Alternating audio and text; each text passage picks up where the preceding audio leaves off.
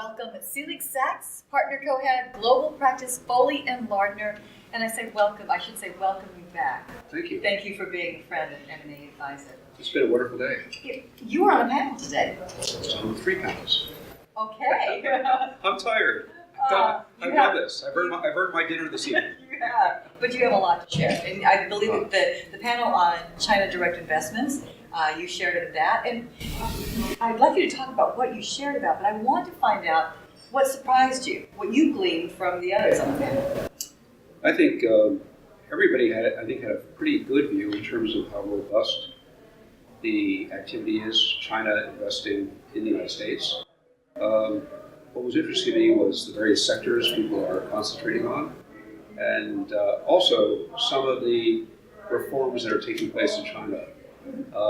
There's a sense that many of them could be more faster paced in being implemented, the financial reforms, but I think in the healthcare area specifically, there's a lot of good innovation taking place with the China, the FDA equivalent in China, adopting fast tracking of certain new drug discoveries and the manufacturing process, all as part of the theme of the newly adopted 13th five-year plan of encouraging significant innovation within China itself. So I think it was great to hear the details that Lawrence Tian had shared with that, and it was really interesting when we had the healthcare breakout session of about 30 people attending. Just how many people were just absorbing all that because they weren't aware of just how quickly some of these rules, which are really conducive to drug discovery and marketing in China, are taking effect.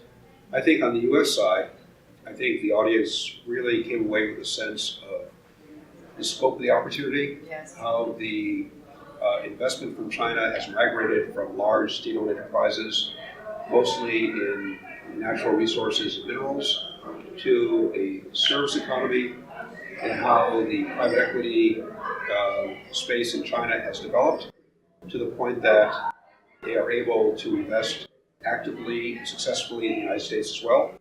So you've had an entire rotation where I think 83-84% of all investments in the United States in the past year were for privately owned companies. So I think there was a sense of optimism that the U.S. will get an increasingly larger share of Chinese investment. And we talked also about the rules of CFIUS, yes. and some of the roadblocks. And one of our speakers today was Steve Clemensik, who used to be with the U.S. government.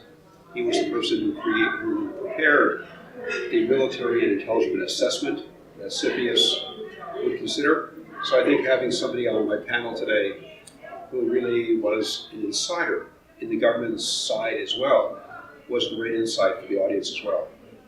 The time went very quickly. We had 7 great panelists. We had 45 minutes. So I think it was really kind of a robust exchange of ideas and a lot of follow-up with the audience afterwards as well. So did any one thing surprise you? I think the depth of commitment, I think, was really quite wonderful. The fact that one of the banks that was on the panel is really helping to source deals for the clients as well. One of our panelists also is working with some of the state-owned enterprises in China as they rationalize their structure, as they try to restructure as well. So it was great to see that some of the larger state-owned enterprises are open to the thought of rationalization along the lines of what we're doing here in the United States.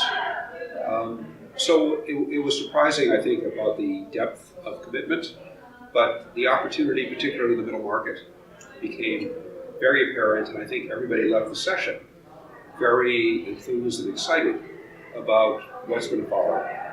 If there was $15.7 billion of Chinese investment in the United States last year, 14 billion of that M&A, the rest of it greenfield.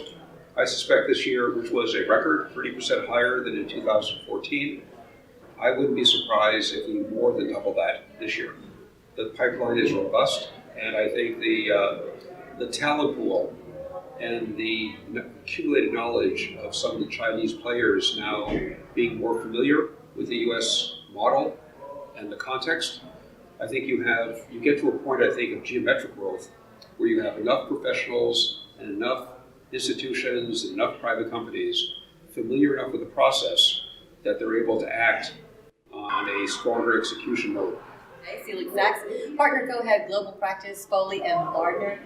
We appreciate you being a friend of the My pleasure. Thanks so much.